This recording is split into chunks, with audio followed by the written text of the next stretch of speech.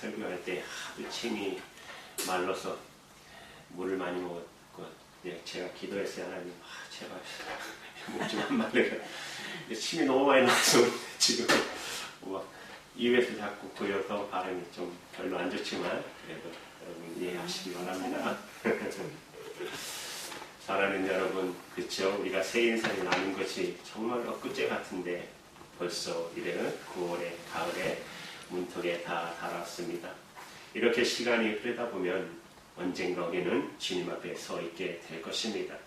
그때 주님 앞에 서는 날, 그날은 바로 그리스도의 심판에 저와 여러분, 신랑이신 예수님을 맞이하는 날인 것입니다. 그러나 그리스도가 없는 사람들에게는 이 날은 재수가 기다리는 심판의 날인 것입니다. 여러분, 이 날을 주님을 어떤 모습으로 맞이하시겠습니까? 오늘 본문의 말씀은 사도 바울이 세상을 떠나기 전에 자식과 같은 디모데에게 남긴 유언과 같은 말씀입니다.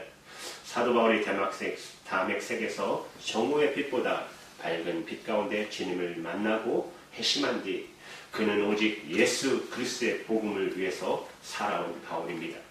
바울의 인생은 고난의 인생이었습니다. 바울은 복음을 위해서 앉지도 선지도 못하고 복음을 위해 열방을 돌아다닌 사도입니다. 복음을 위해 수없이 매를 맞았고 죽음의 고비를 수없이 겪으면서도 또 고난 가운데서도 오직 주님을 향해 달려나갔습니다. 살든지 죽든지 복음 위에 일생을 바친 사도 바울. 여러분, 빌립보서 1장 21절에서 24절의 말씀을 보면 바울은 이렇게 고백하고 있습니다. 나는 사는 것도 좋고 나는 죽는 것도 좋다. 내가 이 두 사이에 끼어 있는데 육신을 떠나 그리스도와 함께 있을 욕망이 더 좋은 것이지만 너희를 위해서는 육신에 거하는 것이 더 유익하다. 다시 말씀드리면 나에게 삶과 죽음을 선택하라 하면 나는 주저없이 죽는 것이 좋다. 왜냐하면 내가 바라던 주님과 영원히 고통도 눈물도 슬픔도 없는 저 천국에서 새하늘과 새 땅에서 사는 것이 좋다. 하지만 내가 이 땅에 남아 있어야 할 이유는 바로 너희들 때문이다. 이것이 바로 바울이 남아 있어야 할 단 하나의 이유라는 것입니다. 그것이 뭐죠? 복음이라는 것입니다. 사도 바울의 인생은 복음을 빼놓고는 생각할 수 없습니다. 후에 노마 오스틴 대로에서 사도 바울은 칼에 의해 목베임을 당하고 순교합니다. 거기에 가면은 우물이 하나 있대요. 바울이 처음에 목이 떨어졌을 때 그곳에 샘이 솟았다라는 전승이 있어요. 사실인지 잘 모르지만 그런 유래가 나오고 있습니다. 오늘 말씀은 순교를 앞둔 바울이 남긴 마지막 고백인 것입니다. 우리는 본문을 마치 바울의 마지막 유언처럼 들어야 합니다. 사도 바울은 지난 온 인생을 돌아보고 자신의 길을 이어갈 자식과 같은 디모데에게 바울은 비장한 심정으로 패를 들어 글을 썼습니다. 그것이 바로 디모데후서 4장 1절의 말씀에 보시면 하나님 앞과 살아있는 자와 죽은 자를 심판하실 그리스도 예수 앞에서 그가 나타나실 것과 그의 나라를 두고 엄히 명하노니 뭐라고요? 너는 말씀을 전파하라. 사도 바울이 이 말씀은 시작부터 복음에 대한 강력한 의지와 절대성을 보여주고 있는 것입니다. 내가 지금 하는 말은 하나님과 예수님의 앞에 면전에서 명령하는 말씀이라는 것입니다. 생사의 문제를 다루는 심각한 어조로 사도 바울은 디모데에게 명령하고 있는 것입니다. 여러분, 이 한마디에 연약한 디모데는 위대한 사도의 인생을 살게 했습니다. 초대교회 수많은 사람들이 사도 바울의 이 한마디의 복음에 군사로 인생을 살게 했습니다. 이 한마디의 말씀이 세상을 바꾸었습니다. 말씀을 전파하라. 이 말씀이 어디 나오죠? 여러분, 마태복음 28장 19절 20절에 예수님이 우리에게 제자들에게 부탁하시지 않았습니까? 너희들은 가서 모든 족속과 민족에게 제자 삼아 아버지와 아들과 성령의 이름으로 세례를 주고 내가 너에게 분부한 모든 말씀을 가르쳐 지키게 하라. 너무 평범한 말씀과 같이 보이나 그러나 이 바울의 이 말씀은 흔히 듣는 한마디가 아닙니다. 이것은 목숨을 거두는 사람이 자신의 마지막 사력을 다해 남기는 한마디인 것입니다. 그리고 이 말씀 앞에 사도 바울이 사용한 어미 명하노니라는 말은 평범한 구절이 아닙니다. 법정에서 서약하고 증언할 때 쓰는 말인 것입니다. 곧 이 말은 천지를 창조하신 하나님이 지켜보는 가운데 심판주 예수님 앞에서 맹세하는 의식이라는 것이에요. 이 말씀대로 하지 않으면 반대로 처벌을 받을 수 있다는 것입니다. 바울이 말한 복음이란 무엇일까요? 여기서 복음이란 단어는 헬라어로 여러분 아시죠? 로고스라고 되어 있습니다. 이를 정확하게 번역하면 그 말씀이라는 뜻입니다. 그 말씀은 우리의 죄를 위해서 예수 그리스도가 십자가에서 죽으시고 부활하신 그 말씀. 주님을 알면 인생이 달라지고 새로운 인생이 시작된다는 말씀인 것이에요. 우리의 인생의 역사를 움직이고 주관하시는 하나님의 위대한 통치에 참여한다는 말씀인 것입니다. 바울이 이를 그 복음이라고 강조하고 있는 것입니다. 그렇다면 다른 복음이 있단 말입니까? 사도 바울은 다른 복음을 오늘 본문 3절과 4절에 이렇게 설명합니다. 같이 읽을까요? 시작. 때가 이르니 사람이 교회를 어찌하지 아니하며 기가 가려워서 자기의 사역을 쫓을 스승을 많이 두고 또 그 길을 진리에서 돌이켜 허탄한 이야기를 쫓으리라. 진리에서 돌이켜 허탄한 이야기를 듣는 사람들, 그 사람들은 듣는 것에 문제가 있는 사람들인 것이죠. 이들의 특징은 자신의 가려운 길을 시원하게 해주는 말씀을 듣기 원합니다. 신앙으로 자신을 변화시키려 하지 않고 자신을 위해 신앙을 이용하는 것입니다. 우리가 들어야 할 말씀은 우리의 길을 시원하게 해준 말이 아니라 우리의 심령을 변화시키는 말씀입니다. 오늘날 기독교는 진정한 복음을 경우에 피해가며 삶의 인류와 철학을 가르치는 경우가 허다합니다. 예수 그리스도의 십자가의 부활이 사라진 복음, 회개가 사라진 복음, 말씀을 통한 삶의 변화가 결여된 복음은 여러분 더 이상 말씀이 복음이 아닙니다. 불교나 타 종교에서 들을 수 있는 이야기라면 왜 굳이 귀에 나오실 필요가 뭐 있겠어요? 안 그렇게요? 타 종교에서 줄 수 있는 복음이라면 왜 예수님께서 십자가에 돌아가셔야 했단 말입니까? 어느 목사님이 멕시코 선교에 가서 복음을 전할 때 그곳 청년들에게 복음을 전거했더니 그들은 기뻐하며 자기들은 예수를 믿는다고 했습니다. 그런데 그들과 대화 중에 목사님은 이상한 것을 발견합니다. 그들은 예수뿐만 아니라 부처도 믿고 마호메트도 믿고 알라도 믿고 뭐 하여튼 세상에 좋다는 것을 다 받아들인다는 것이에요. 이런 사람들 참 많죠. 이들의 믿음은 진정한 믿음이 아니죠. 우리는 예수를 믿는다는 말을 조심스럽게 사용해야 합니다. 예수님을 믿는다는 것은 예수님이 가르쳐 주신 복음을 믿는 것입니다. 지금 현재 여러분 한국의 기독교가 이미 860만 명이라고 통계청에 발표가 있었습니다. 한 2년 전이었는데요. 그러니까 한 60%가 교회를 출석한다고 가정할 때 진정한 기독교는 한 500만 정도가 될 것입니다. 그렇다면 10명 가운데 9명이 복음을 모르니 여러분 아직도 우리나라도 선교의 대상국, 복음의 대상국은 되어야 할지도 모릅니다. 여러분 우리 이민교회도 마찬가지 아닙니까? 우리가 살고 있는 이 워싱턴만 해도 워싱턴에 사는 인구가 제가 알기로는 13만으로 나와 있는데 지금은 계속 늘어나서 더 될 수도 있어요. 그죠? 13만 명인데 교회 출석하는 사람들은 얼마나 될까요? 여러분 10,000명 정도 될까요? 그죠? 그렇게 많지 않아요. 그죠? 뭐 큰 게 해봤자 형제교회는 뭐 해봤자 3,000명, 4,000명이고 작은 교회 몇백 명이고 저희 교회도 뭐 몇 명 안 되고 솔직히 하죠. 그렇잖아요. 10,000명도 아직 12만 명이라는 분들은 불신자라는 거예요. 이 지역도. 이 워싱턴도 우리가 복음을 들고 나가 전도할 사명의 땅인 것입니다. 무엇이 교회의 문제일까요? 문제는 복음이 무엇인지 모른다는 것입니다. 현대 교회는 예수님의 복음이 있어야 할 자리를 삶의 윤리와 행복이 차지하고 있다는 것입니다. 어떻게 하면 더 잘 살까? 잘 먹고 잘 살까? 우리가 믿고 있는 복음이 무엇입니까? 교사들이 가르치는 복음은 어떤 복음이어야 할까요? 예수님을 가르치고 있습니까? 예수님을 가르치는 것이 교사의 목사의 가장 중요한 사명입니다.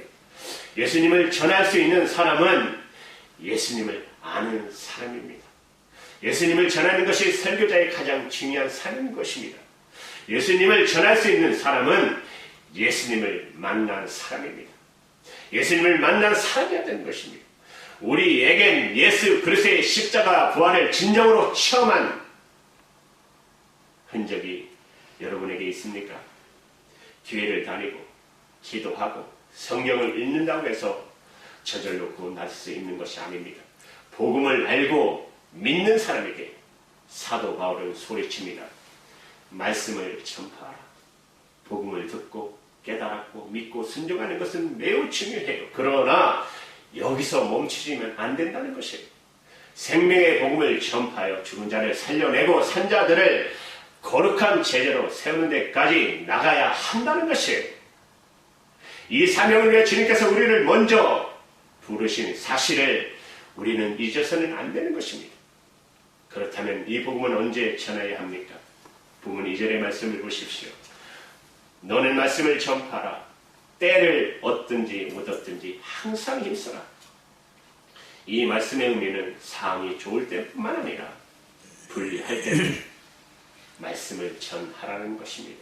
바울은 예수님을 만난 즉시 복음의 군사로 살았습니다. 복음을 전파하기 위해 그는 자신의 생명을 조금도 귀한 것으로 여기지도 않았습니다. 예수님을 진실로 만난 사람, 십자가의 피의 흔적을 본 사람은 복음을 전하고자 하는 마음이 불일듯 일어날 수밖에 없습니다. 왜냐하면 우리 자신이 죄로 인해서 죽었던 저희들이 예수님을 인해서 살았기 때문에. 여러분 언제 마지막으로 예수님을 전하셨습니까? 왜 바울은 긴급하게 복음을 전파라고 지금 외치고 있을까요? 심지어 바울은 복음을 전하지 않으면 내게 하가 미친다고까지 말을 합니다. 그만큼 복음이 중요하고 복음 전파가 긴급하다는 말씀입니다. 어느 목사님이 자기 고향을 방문할 때 일입니다. 그곳에서 옛 친구 4명을 만났는데 한 친구와 예수님에 관해서 깊이 복음을 전해 주었습니다. 친구에게 복음을 전하긴 했지만 그는 예수님을 영접하지는 않았습니다. 목사님은 멀지 않아 다시 복음을 전할 기회가 있을 거라고 생각했습니다. 몇 주에 목사님은 엄청난 소식을 접하게 됩니다. 4명의 친구 가운데 3명이 교통사고로 세상을 떠났다는 소식을 들었습니다.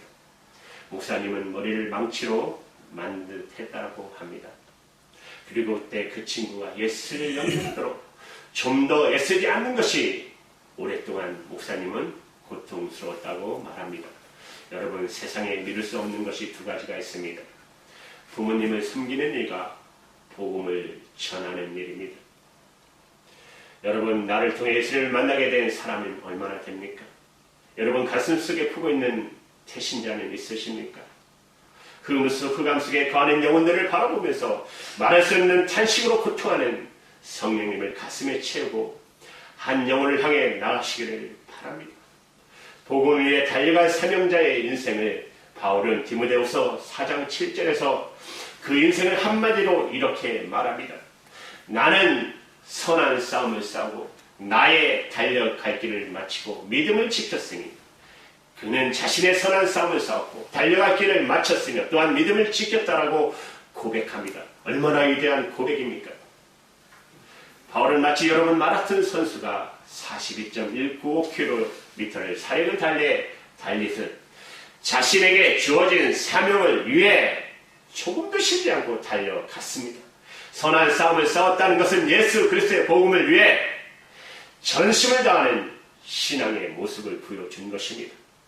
또 달려갈 길을 마쳤다는 말씀은 주님이 부르시는 날까지 생명을 바쳐 나가는 복음의 전도자의 모습을 그리게 하여 보여주고 있는 것입니다. 여러분, 전투하는 사람과 경주하는 사람의 공통점은 한순간도 다른데 정신을 팔 수 없다는 사실입니다. 장차 얻을 승리의 감격을 맛보기에 현재의 고난을 기꺼이 감수해야 하는 것입니다. 얼마 전 올림픽이 끝났지만 여러분, 올림픽 한의 선수들이 그거 하나 바라보고 4년 동안 얼마나 노력하고 끝까지 달려갑니까? 바울은 모든 세대의 신앙인들에게 내가 믿음을 지켰다라고 외치고 있어요. 마지막 순간까지 바울은 믿음으로 달려갔습니다. 자신의 뜻과 의지와 명예를 조금도 추구하지 않는 오직 복음을 위해 달린 바울의 모습은 함께 복음의 전사로 부름받은 저를, 아니 우리를 부끄럽게 만들지 않습니까? 언젠가 마라톤 대회에서 우승한 선수가 이런 소감을 밝혔습니다.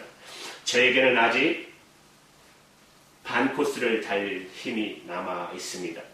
그가 비록 1등을 했을지는 모르지만 진정한 스포츠맨은 아니라는 생각이 들었습니다.